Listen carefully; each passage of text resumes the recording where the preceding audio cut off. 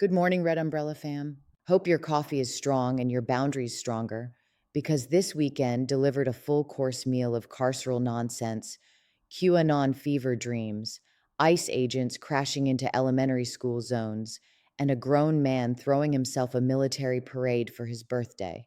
So, yeah, just another totally normal weekend in the land of the free. So, here's your weekend wrap up of some of the weekend news.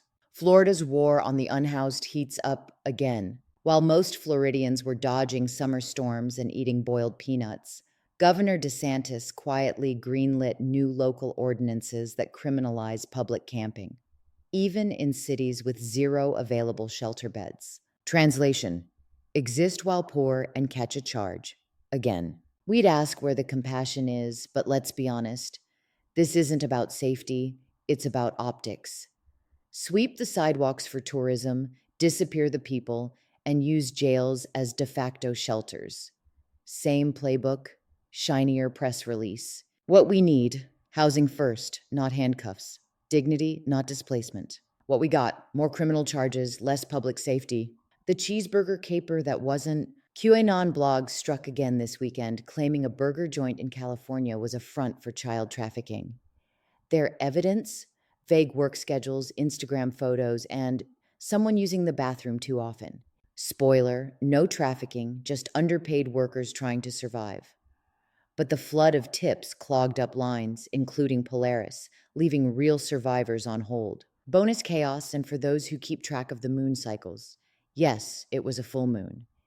Yes, our hotline lit up like it was Mercury retrograde and Friday the 13th.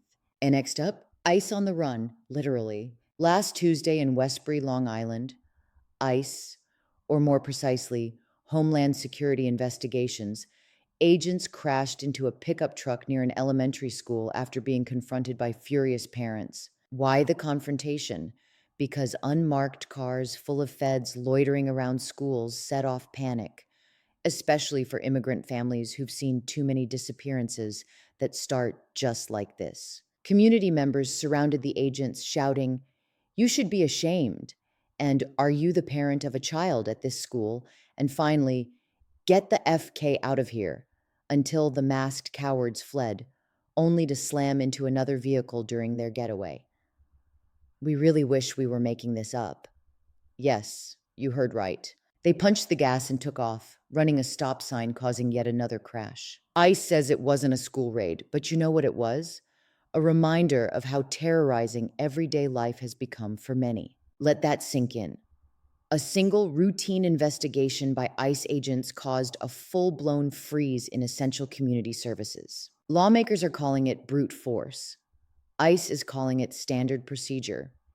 Either way, the people left holding the trauma are the ones least protected and most criminalized. What did we forget? Oh, right, that parade. WE almost forgot to mention the most absurd flex of the weekend.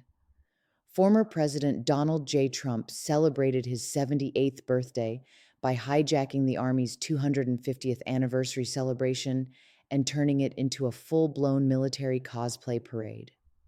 Yes, there were tanks. Yes, there were uniforms. Yes, there were anthems blasting like it was a boot camp TikTok. And the crowd? Well, word on the street is that the usual big Trump crowds were more of a modest gathering, maybe 2,000 people total.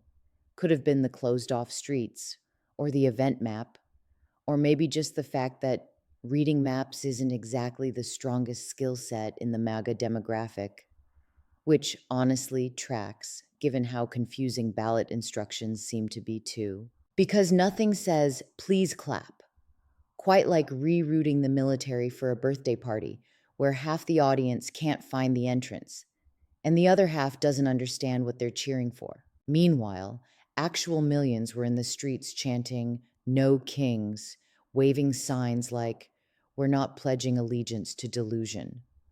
While one side paraded props, the other side brought the people. Happy birthday, I guess.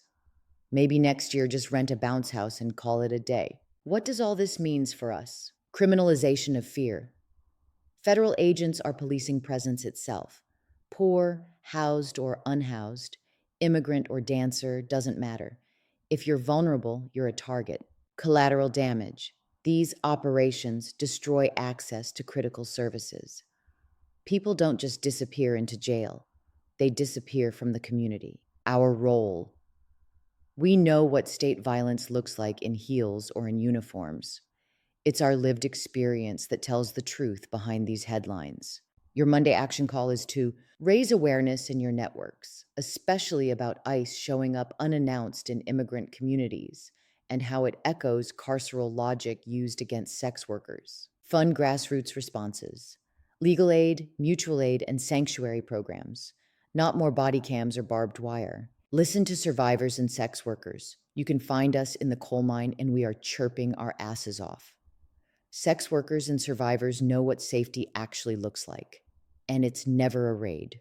Here's what this weekend taught us. Again, it's not that people don't care about trafficking or safety, it's how they care. When concern turns into clickbait raid, tanks for birthdays, and ICE agents running over neighborhoods, the most vulnerable people pay the price. You want to help? Then stop handing the mic to law enforcement and start passing the resources to peer-led orgs doing the work every damn day. Real problems, real solutions. We've got the roadmap, if people are finally ready to listen. Because justice wears a red umbrella, not a badge. Want to support our work? Donate your time, talent, or treasure at swapbehindbars.org.